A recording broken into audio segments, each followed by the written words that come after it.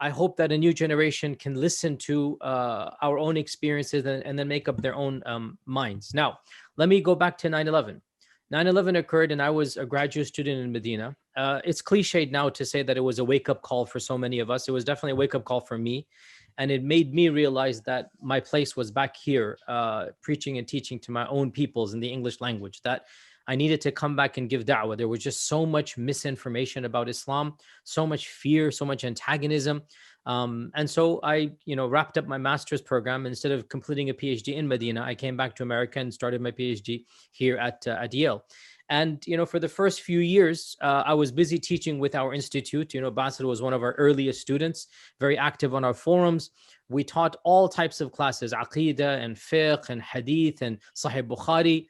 But, there was this unspoken rule that we don't talk about jihad, and we don't talk about foreign policy, and we don't talk about America's involvement in the Middle East. Why? Why did we not do that?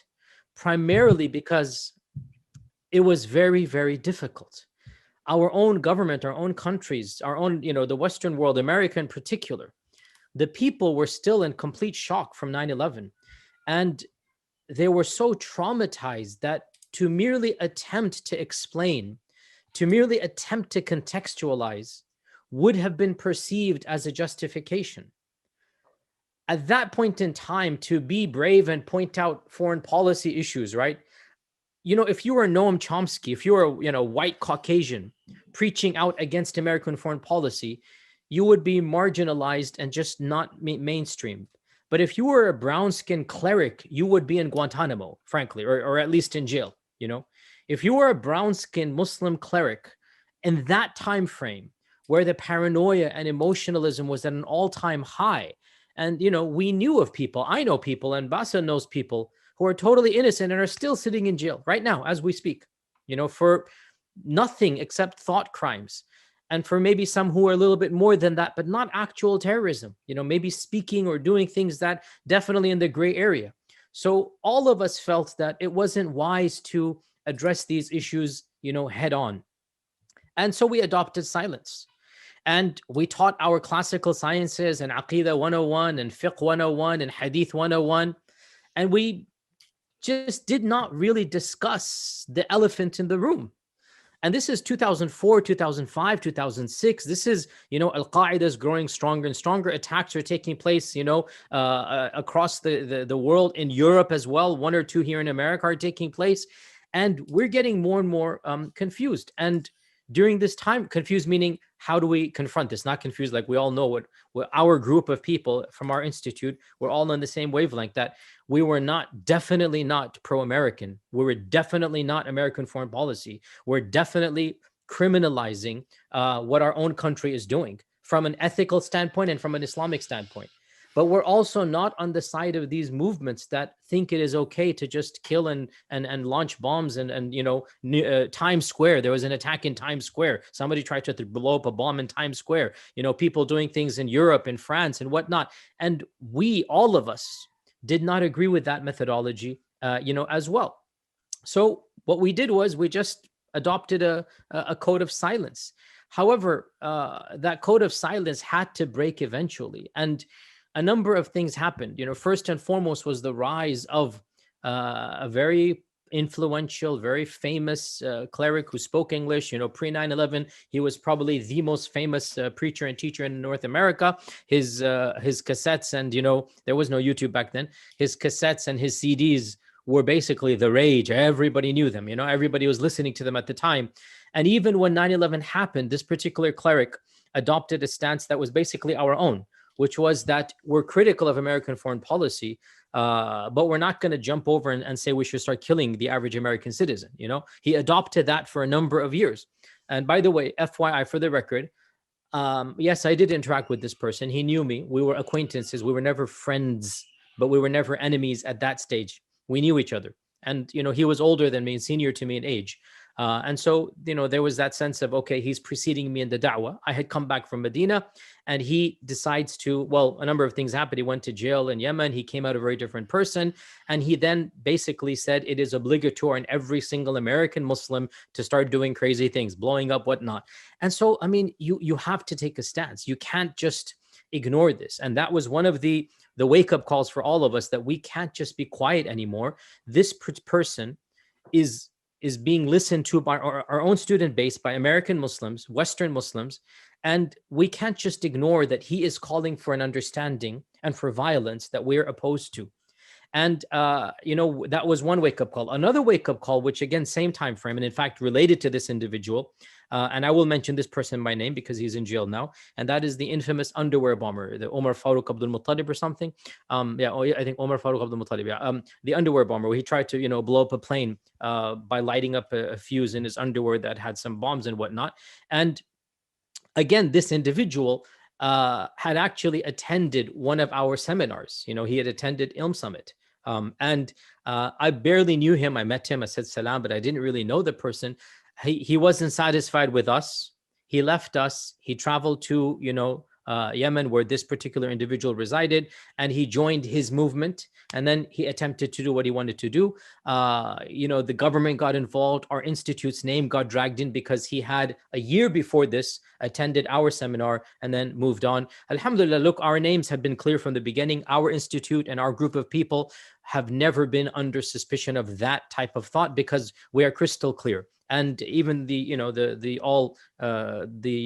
research that they did on us, it was very clear. We have nothing to do with that interpretation or that strand of terrorism. So we were clear. That's why we could continue preaching and teaching. And alhamdulillah, by the way, I want to say for the record, none of our core students ever got involved with those terroristic groups. Yes, we had a few people who attended a seminar and then went on to do other things or were in jail now, but these are not people that we consider to be our base of that institute. But Omar Farouk Abdul Muttalib and his case really shook me personally to the core, because I felt that perhaps our silence added to this individual's journey to the dark side or to the wrong side. Perhaps the fact that we didn't address these issues, because I remember clearly that Ilm Summit, I was in charge of the syllabus, right? We did Sunan al-Tirmidhi, we did, Fitra, detailed. We did a lot of really, really nice topics. Very interesting. We did history of Andalusia that year, right? But one thing we never did, and this is the height of Al-Qaeda and Bin Laden still alive and he's giving his fatwas, one thing we never did was to talk about these very sensitive, very difficult topics. And I felt that this young man was searching for how to understand these things. He might have traveled to America I think he was in England. He traveled to America. He spent a week with us. And, he probably liked everything that he saw, but he never heard answers to the questions he had in his mind about politics and about jihad and whatnot. And because that was an empty vacuum, he then goes overseas. He meets, this American cleric, and this American cleric tells him, hey, go blow up a plane. And he did that. And so he's currently sitting in, maximum security jail, life imprisonment without the possibility of parole, a 21-year-old young man, and his entire life is now going to be behind bars, until Malakul Maut comes, Allah musta'an. So I felt that I can't be silent anymore. On top of this, we had a few dozen American Muslims, just literally wrap up and leave and join these movements in Syria, in Iraq, and Syria in particular. They just thought that this is their calling. This is what Allah wants them to do. And I got involved once again. Families called me up. I remember once, I'll never forget this, a family called me up that their son had left, and they respected me immensely. And they were worried that his friends and others might follow suit. And I literally flew in to have a meeting with a large group of youth. And they were asking some very difficult questions at the time, that, why shouldn't we go and do this? And, a long litany of grievances about our foreign policy, American foreign policy. And by the way, when I say our, it really irritates a large group of people, as if I'm justifying.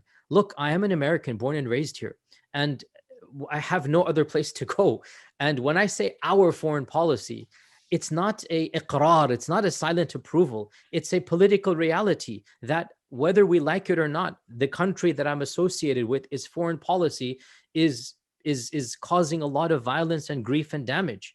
And I'm a vocal critic. I've always been a vocal critic, by the way. I've always been a very vocal critic of US foreign policy ever since I started speaking about it. As I said, for 3 years, I was silent. But ever since I'm speaking, it's been a consistent. I've never been supported. And also, by the way, for the record, and I hope everybody's listening to this point here. I have never once spoken about, much less criticized, what people born and raised and living in Muslim lands should do when their lands are invaded. I have never once spoken to and about Syrians or on behalf of Iraqis or what Afghanis should do. That's not my responsibility, nor am I qualified to say what anybody should do living there. And by the way, just for the record, what do you expect a group to do when their land is invaded by foreigners? I mean, it's common sense, but I've never once criticized people on the ground in their lands doing whatever they're doing. My talk and my rhetoric has always been for American or Western Muslims, whether they should leave their lives and join these movements overseas. I have been against this. And I have said that this is not what the Sharia requires, and that you'll end up doing more harm than good, and that many of these movements, if not all of them, they're not really operating from our perspective. Maybe they might be excused from their paradigm, but for us to join their bandwagon, to leave what we're doing, because they might be in halat al-darura, they might be excused for what we might not be excused for. So for us to jump onto their bandwagon, no, I have been a critic of that. So to be very clear here. And by the way, for the record, please, those that are watching, please log on to YouTube right now and look at these lectures I've given. Number one, American foreign policy and the rise of ISIS.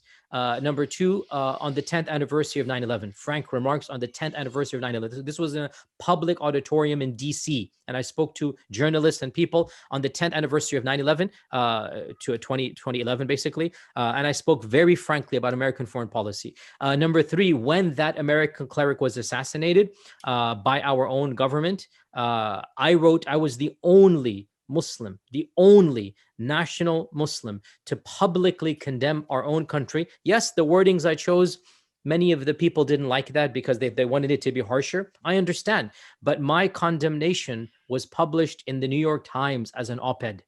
And in order to get it published in the New York Times, you have to write it in a certain style with a certain language. And this is what a lot of my critics don't understand, is that you want to get the message to the American people that their own government is the ultimate source of these radical movements. And I've said this many times, right? American foreign policy and its bumbling, incomprehensible acts and the travesties of justice that have taken place. Guantanamo, I mean, the gang rape of our sister Abir in Iraq, the IEDs that have been planted. I mean, that's the ultimate source of these movements that have sprung about. It's not coming from the Quran and Sunnah as much as it's coming from a reaction to American foreign policy.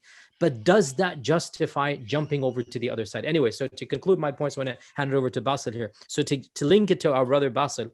So after Umar Farouk Abdul Muttalib's incident, our institute was being investigated as a potential cause or linkage. Alhamdulillah, as I said, everything was clear because there is no linkage. There never has been to any of these movements, to any of these people. But at the time frame, so the government wanted to interview us and our students.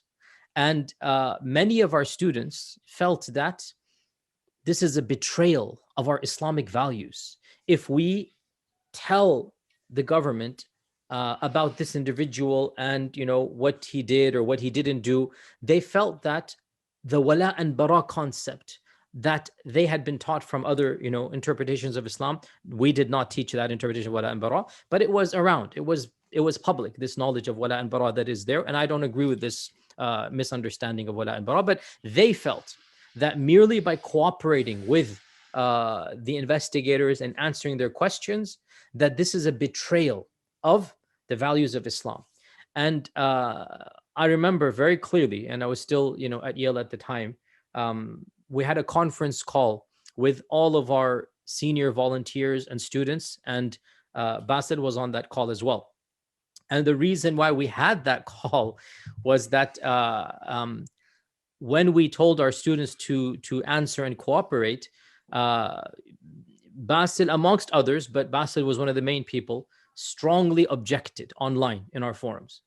And he used adjectives. I don't remember what this was. It kufr or was it like potentially, whatever it was, but it was like really difficult adjectives where the sentiment was, and I'm sure he didn't mean it, but the sentiment that people understood was that all of us instructors were sellouts, that all of us instructors have lost the plot, and that we've sided with the dark side against, a'udhu billah, the interests of the ummah.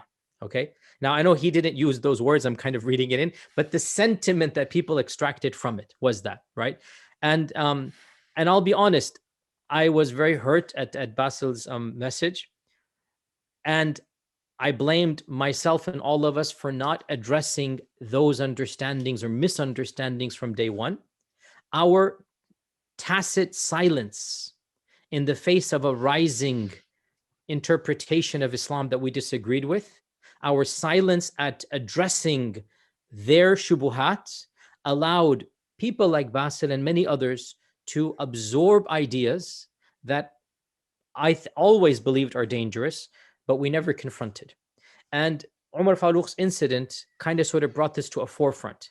And for a while, Basil and some of his colleagues or friends decided that we were not the institute they wanted to study from. They were kind of sort of like, we weren't trustworthy enough. And it did hurt for a while. But alhamdulillah, a while back, we made recontact and had very frank conversations. And, in the course of our conversations, I realized that these conversations actually need to be made public, because Basil and I aren't just two individuals. We're representative of lots of other people out there.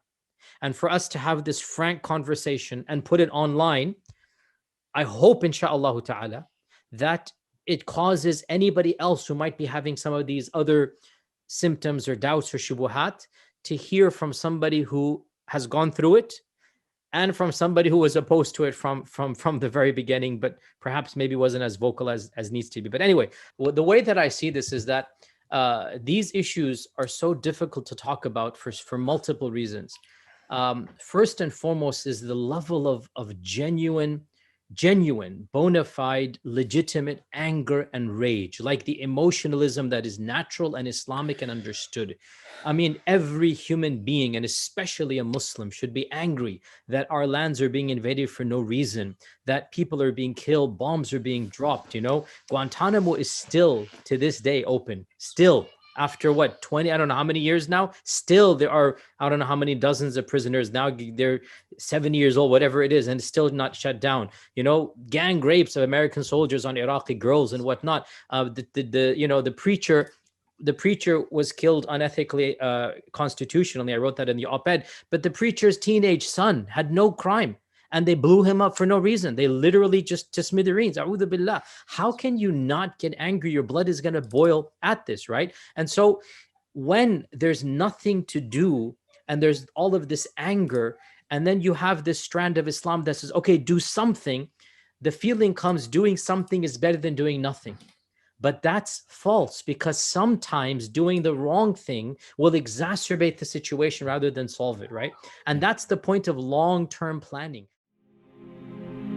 فيا ذلي ويا خجلي إذا ما قال لي ربي أما استحييته تعصيني ولا تخشى من العتب وتخفي الذنب عن خلقي وتأبى في الهوى قربي فتب مما جنيت عسى تعود إلى رضا الرب تعود إلى رضا الرب